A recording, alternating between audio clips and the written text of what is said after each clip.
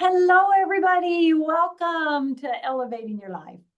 Again, we're just going to have another fantastic guest. I am really excited to chat with the young man that I'm sharing with you today.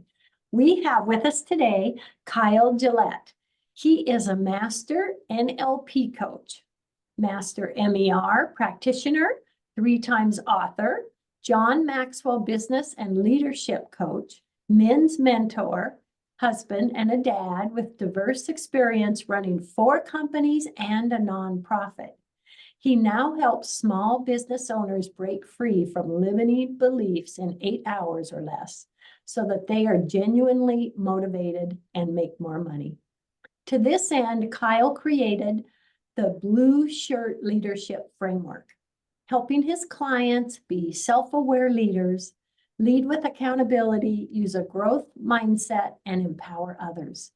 The system frees Kyle to enjoy his family, hike, bike, and ski while also doing CrossFit with friends. Kyle recently published Right Now Leadership, a 4-part framework for today's leader, now available on Amazon.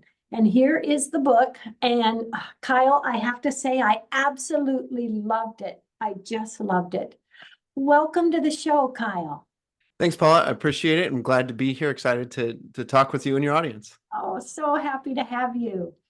Well, I would love you to let's begin with your right now leadership book. Kind of what triggered that, and tell us a little bit about that. What the blue is.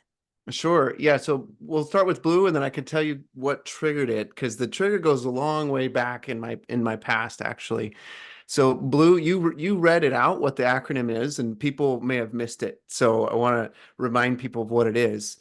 I love acronyms, first of all. So when it comes to me remembering things, I have a list of acronyms that are associated with my life and my business, and it's like 25 long now. And so I was like, I got to use this because that's who I am, and I plugged it into the book. And so B in blue stands for be a self-aware leader. And the metaphor I use in the book is a leadership house, where self-awareness is the foundation of your house. And then the L is lead with accountability. And that's the nails that hold your leadership house together. If you don't have nails, it doesn't matter how beautiful your home looks or how well the architecture is, it's going to crumble on you. So we need that accountability in our leadership. And then the U is use a growth mindset, which is the walls and the roof. And so this is kind of the structure of you moving forward in your life, your business, your leadership. And then empowerment is the windows and doors. And this is where people get to see your leadership, observe it, and want to participate or be under that leadership house and be empowered so much so that they, in certain cases, because they're ready to move on to their own things, and you're happy to have them do that because you're such a great leader. It's not hard to bring new people in. You give them your blessing and they step on to this new opportunity in life or in leadership. So that's the blue in a brief version of what it all stands for. Love it. Love it. Building the house. You got to. You got to.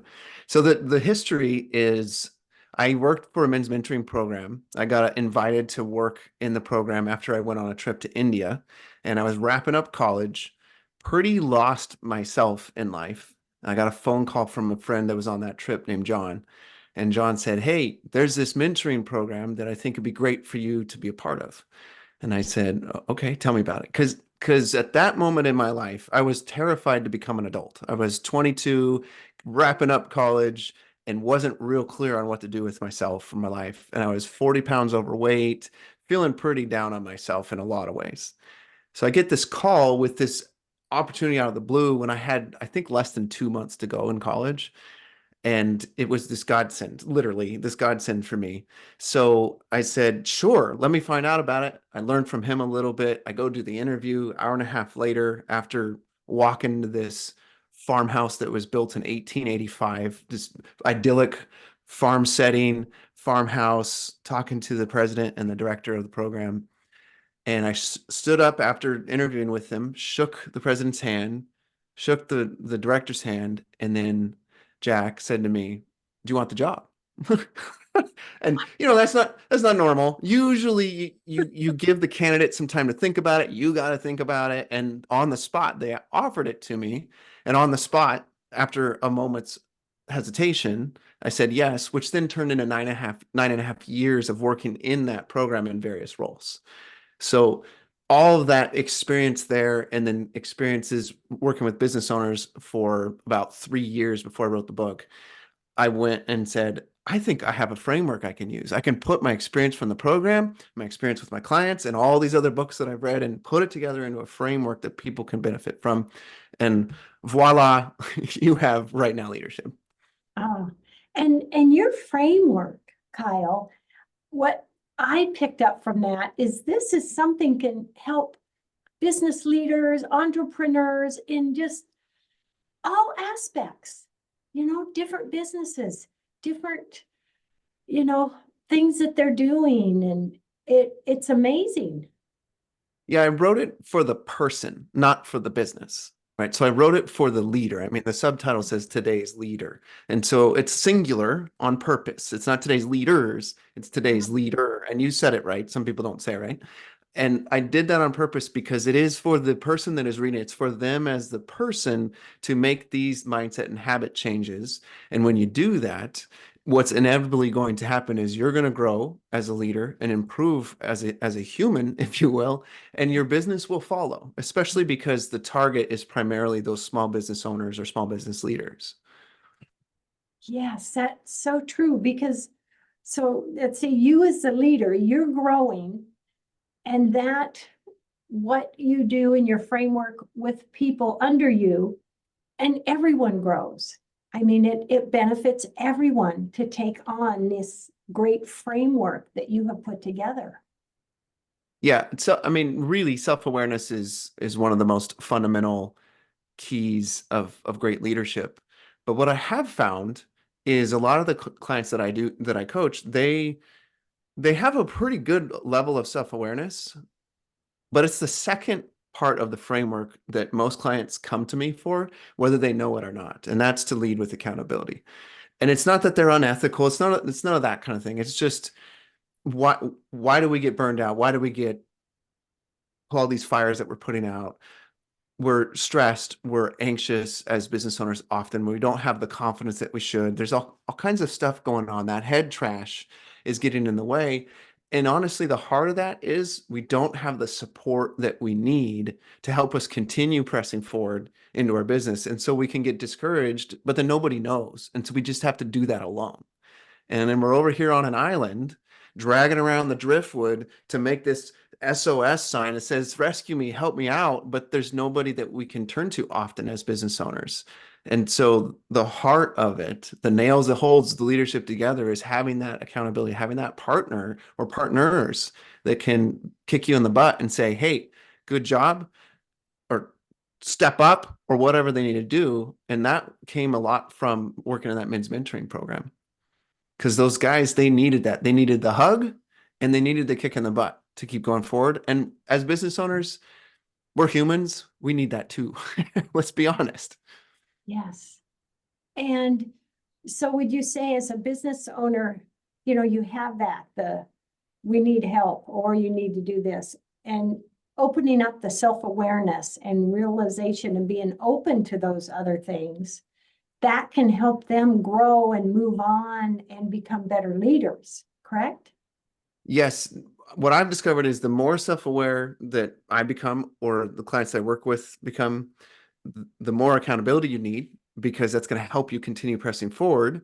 And then those two combined automatically equal growth. You're going to grow as a person, and then the growth of your business typically follows pretty easily. There's still work you need to do, of course. The business systems is primarily the work to do at that point. But you put those self-awareness and accountability together, and growth inevitably follows. Now, there is a very specific process to experience that growth and experience that self-awareness that moves you forward very powerfully, which is that whole 8-hour thing you read in my bio. But when that happens, you do get the growth automatically. Yeah, I love it. I love it. And something that you shared that I absolutely loved was humility is the opposite of a self-centered attitude. To be a blue shirt leader, you need to have humility. The humbler you are, the better your ability to learn from others' feedback. I thought that was beautiful. Yeah. The last 3 weeks, I've gotten three different sets of feedback from friends and mentors that were, the feedback that you're not necessarily looking forward to, but if you're open to it, it really grows you. And some of that feedback was kind of harsh about who I am as a person and that there's some things I can work on. And harsh in the sense not of the way they delivered, but in the sense of what was in the message. And then yesterday's message was really an encouragement to remember who I am and whose I am. And so that was really powerful for me. So I'm trying to embody that feedback idea as best as I can to be able to accept it. Yes, yes. And that reminds me of something else you said in the book. Think like a beginner, ask questions. Mm. To have the mindset, I know everything, but it can be completely different. Would you say if we're open to, I'm still learning. I could still ask questions. I am, that gives us growth, don't you think?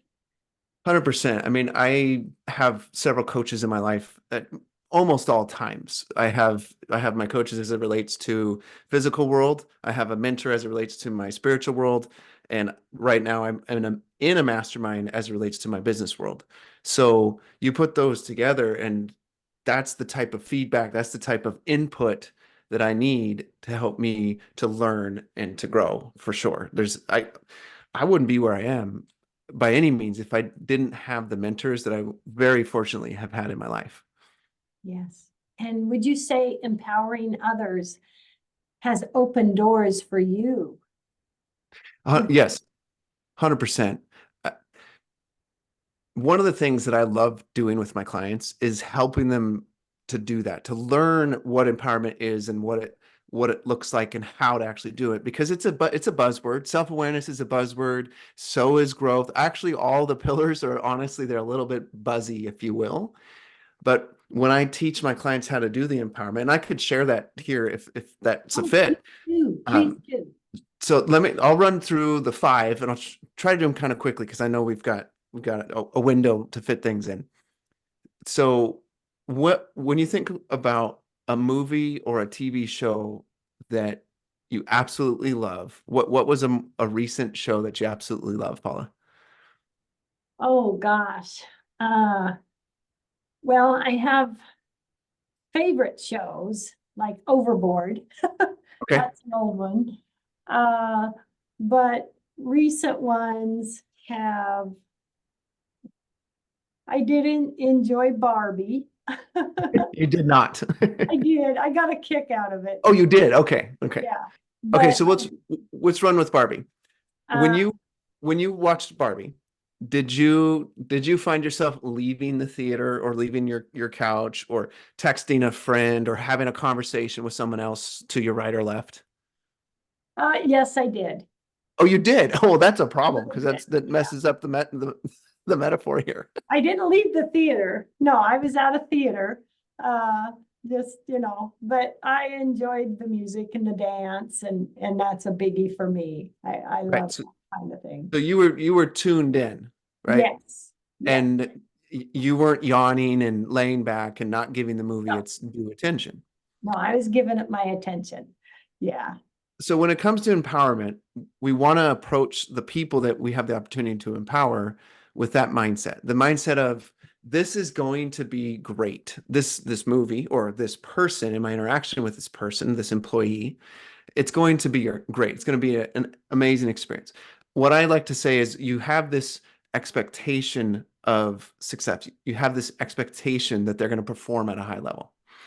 And the way our brains work is when you tell your brain to go prove to you that this person's going to suck at what they do, your brain will prove that to you. It will go find reasons that this person is really bad at what they do. It's like when we say Joe is a pain in my neck. He's a pain in my neck. And every time you see him, you're like, man, he's annoying in the meetings. He's frustrating. He's a pain in my neck. Next thing you know, 2, 3 weeks later, you wake up and you have a pain in your neck, literally, because you've programmed your brain to prove yourself to be true. We have to prove ourselves to be right. Yeah. So if I say it the much more positive way, and say to myself, this employee, this person in my life is really amazing. They're fundamentally an amazing person, and I want to be riveted by who they are and what they're about. That's the very first step of empowerment. If you don't start there, you're not going to fully empower them because your brain's not going to fully engage in them, and you won't be looking for those things that prove that that person is amazing, that that person has powerful insights. So that's step one. Step two then says to study. Study what? Well, you can read books, you can listen to podcasts, you can do all that. But when it comes to people, time with the person is the best way to study. As you interact with people in your workplace, especially as a leader, we're constantly being interrupted, just like a parent. As a parent, we constantly get interrupted by our kids. Those are all moments. They're usually 2 to 12 minutes long in the workplace. They're not typically much longer than that. If they are, it's because it's a meeting, so it's not an interruption. So you have these 2 to 12-minute windows that someone comes in and interrupts you, and you're in the middle of doing something.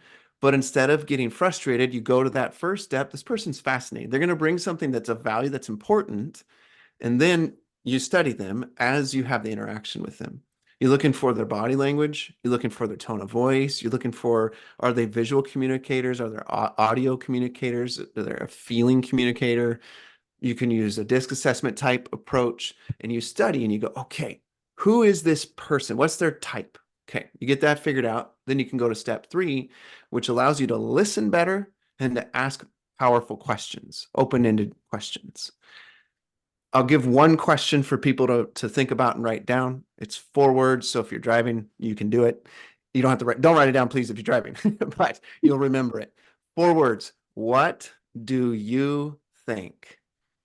I suggested that 4-word question to a lady that I've been coaching for a while that runs 2 schools. And that question fundamentally has changed her whole work environment to the point now where she had a teacher come to her with a problem with a parent. And my client said, well, after the problem was explained, she said, well, what do you think? And then the teacher spent the next, let's just say 2 to 5 minutes explaining her thoughts on it. And then the teacher finished and she said, thanks, Gabriel. Thanks a lot. I got it figured out, and left. Ah, So Gabriel assumed that this person is brilliant. She knew her well enough to know that that question would work for her because she studied her. And then what happened from there is the teacher came up with her own solution, which does step 4, which is creates automatic accountability. wow. Automatic accountability says, because the employee came up with the response, instead of you telling them what to do, the employee comes up with the response, they're going to own it significantly more than you telling them what to do. So that's automatic accountability. And then finally, step 5 is celebrate. And I talk about the celebration one in the book, but ultimately it's celebrating the person and the process, not the result necessarily. You know, you can celebrate the result, but if we celebrate the setbacks and the successes, now we create a safe context for the employee to continue to trust us and continue to come up with solutions. If they don't trust us, their creative thinking, their brilliance that we believe they have in them won't remain. It won't, because they feel unsafe to let go of their own thoughts and own solutions and to use them. That's what I mean by let go. Yes. So 5 steps, I'll repeat just the steps and then I'll be quiet. First step, start with fascination. Second step, study your employees. Third step is to ask powerful questions and listen intently. Fourth step, it does it for you, which is automatic accountability. Fifth step is to celebrate the successes and setbacks. Oh, I love that. I love that. And that is huge, that it's not just celebrating the successes, but the setbacks. And that would free someone up. Okay, that was a setback, but I'm moving forward and I'm not afraid to move forward or come up with new ideas. That's brilliant, Kyle. That's amazing. Yep, because you break the trust if Joe tries to do something and it was his solution, his idea after conversation with you or without a conversation with business owner or leader, and then it doesn't go well, and then you zap them. Yeah. Joe, you know what? the last time that's the last time you're going to try this, or whatever kind of berating you do, whatever tone or attitude that you bring to it. Well, then inside he's going like this, just crumbling, he's shrinking. And so is his thought process about his role in the business. Yes. So I urge my clients to hire the unconscious mind, if you will, of your employees. They're not robots. They're not task rabbits for you. And we can get into that habit not because we're uncaring as employers, but just because we're busy doing things. Yes. Step back. They are brilliant people. Again, you have to start with that assumption. They're brilliant, Yeah. and then it's a lot easier I for them to be that. I have to share one real quick, the Barbie movie. The only text I did was texting my daughter, I'm watching Barbie. But I would love to share a little example of something that has meant something to me for years, that my boss, the owner of the company, did over something I said. After I sold my restaurant, I went to work. I wanted my people fixed, and I applied for a receptionist job for a building company.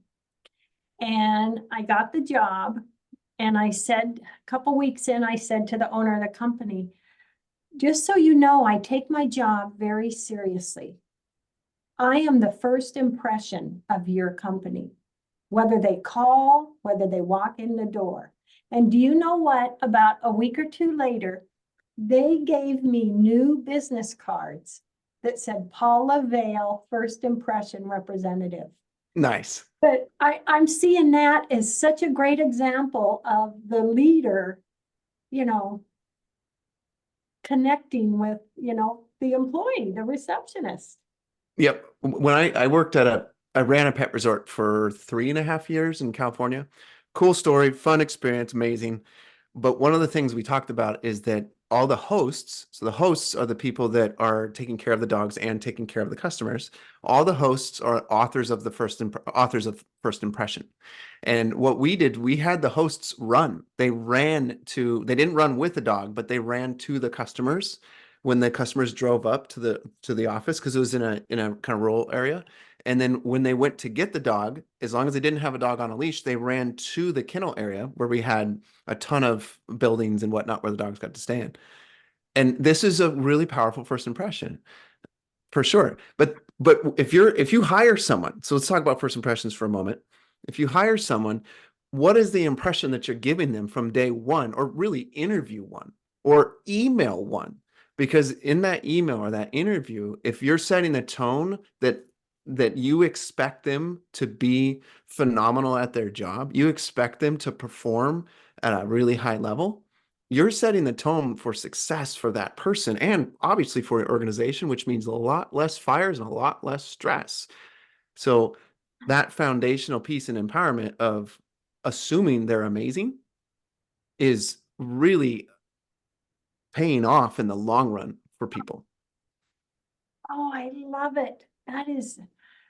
That's powerful. That is, that is.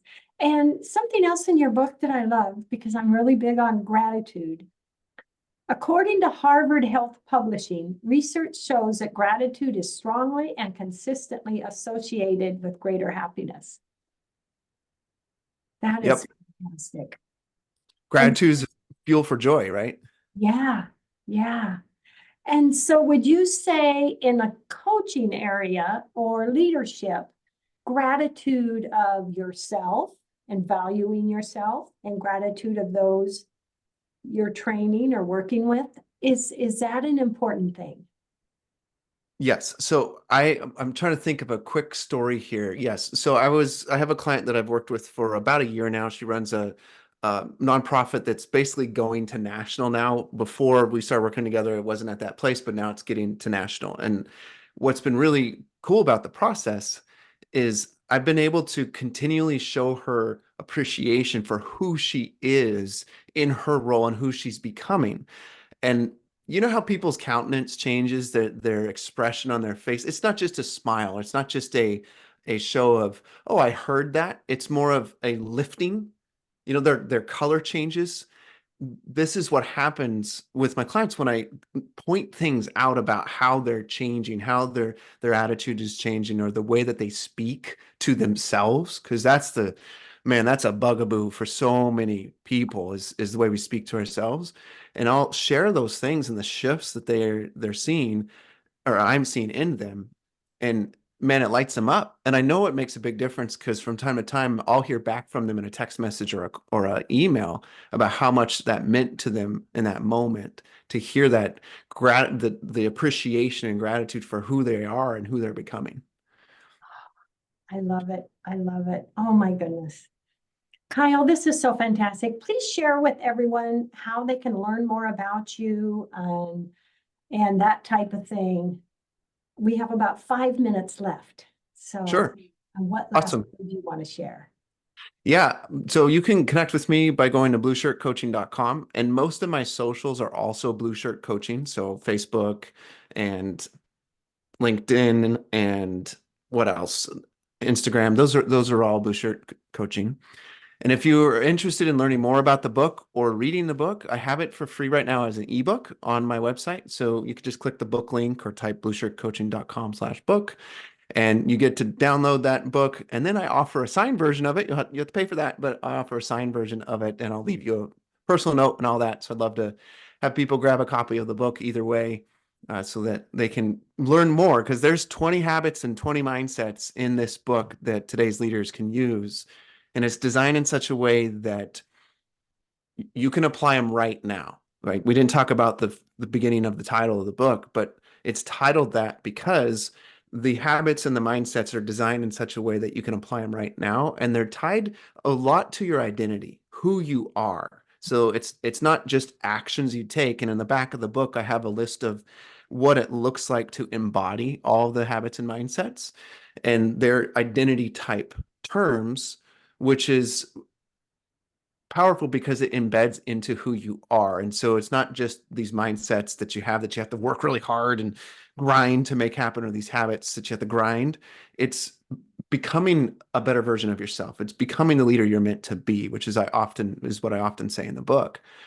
But again, the beauty of it is you can do any of them right now. You can start in the moment to apply them. And it was designed that way intentionally. Oh, I love that. Yeah, you can begin right now with these steps and these acknowledgement. It's an amazing book, Kyle. I just absolutely loved it. And I want to give you a heartfelt thank you for writing it. Oh, thank you. And coaching and helping so many more people. It is fantastic. It is fantastic. I appreciate that. It's inspiring. So I can't tell a story because we're out of time, but the backstory is I had to publish it again because of a cease and desist. So this is actually a battle that I got to win in a really cool way. So maybe on a different show or something, I can tell that story. But Yeah. this is the second version, and I had to redo the thing a year later. So in my opinion, it's actually a better version of the original. But it was really frustrating. I was number one on 3 lists when I originally published, but then the momentum was just crashed because I had to pull it off the shelves. Otherwise, I was going to be sued because the $8 billion company claimed that I was infringing on their market or creating market confusion. And I'm not bitter towards them at all, actually. But I'll tell you what, that was really defeating to have that experience. And so I'm very grateful for the opportunity to be on here, and very grateful for you promoting the book and saying so many positive, encouraging things about it. You moving forward and getting this out there for so many. It's a beautiful tool, Kyle. And I would love to have you on the show again down the road, because I know you have a lot more to share. I love it. Awesome. I appreciate that. We could talk about change. We didn't talk about change, which is a really fun topic. The 4 Okay, steps to next change. time we got to do it. We got to do it.